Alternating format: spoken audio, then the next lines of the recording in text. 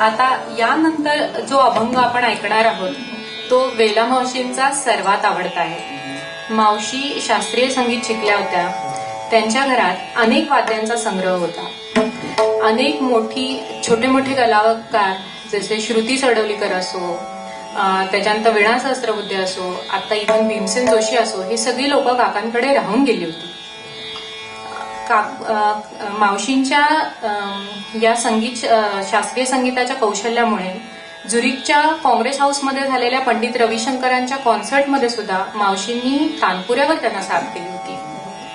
हरिप्रसाद चौरसियांनाही त्यांनी त्यांच्या कॉन्सर्टमध्ये साथ दिली होती। त्यांच्या स्वतःच्या कॉन्सर्टमध्ये मात्र त्यांचं सिग्नेचर गाणं हे ठरलेलं होतं, अमृताहुनी गोड नाव तुझे देवा।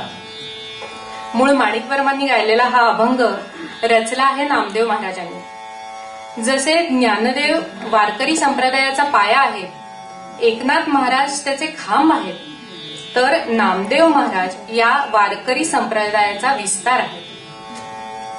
या अभंगामध्ये मात्र नामदेव संप्रदाय, पांडुरंग या विषयी न बोलता एका सामान्य माणसाची व्यथा मांडतात। तर झालंय काय की त्याला माहिती आहे की अमृताहुनी गोड नाव आहे, पण त्याचे मन मात्र तिथे रमत नाही। हरिकीर्तन महत्वाचे आहे हे त्याला ठाऊक आहे, पण तो कीर्तनाला बैसतो तसे महाराज म्हणतात, कीर्तनी बैसता निद्रा नागविले, मन माझे गुंतले विषय सुखा। म्हणजे कसं की पंढरीची वारी आहे, छान आहे, आपल्याला माहिती आहे, पण तिथं न जाण्याची सुद्धा माझी 100 कारणे तयार आहे। अगदी आजच्या काळात वैभव जोशी म्हणतो की घरदार सोडून जाऊ विठ्ठलाच्या दारी, दरवर्षी म्हणतो करीन पुढच्या वर्षी वारी। संसाराची पायरी आणि अध्यात्माचा कळस, आधीच अंतर फार त्या डोंगरा एवढा आळस, दिशाहीन भक्ती आणि सुखासीन भाव असल्या वाटेत लागत नसतो चैतन्याचा गाव। आम्ही काय म्हणणार जय जय राम कृष्ण हरी, आम्ही फक्त म्हणतो करू पुढच्या वर्षी वारी। थोडक्यात काय, 750 वर्षानंतरही माणसात काही बदल नाही आणि अजून 750 वर्षानंतरही काही बदल होणार नाही। आम्हाला कळतं की अमृताहुनी गोड नाम तुझे देवा, पण वळत नाही मन माझे केशवा, का बा न घे, का बा न घे। सादर करते आहे स्नेहल।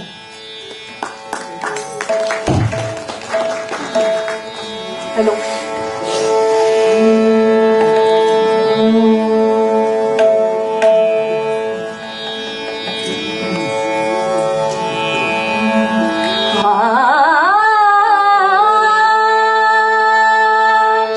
अमृताहुनी गोड नाम तुझे देवा, नाम तुझे देवा, अमृताहुनी गोड नाम तुझे देवा।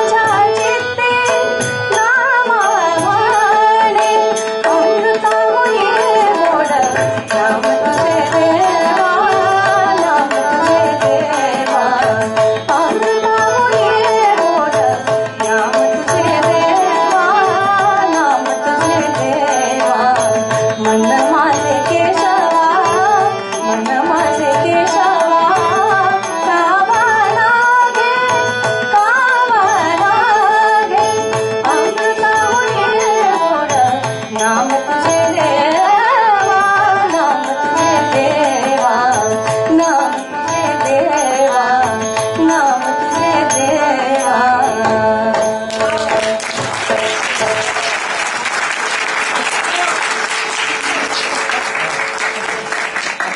सुंदर सुंदर विभव. आज काकूंना खूप मावशींना खूप आनंद झाला.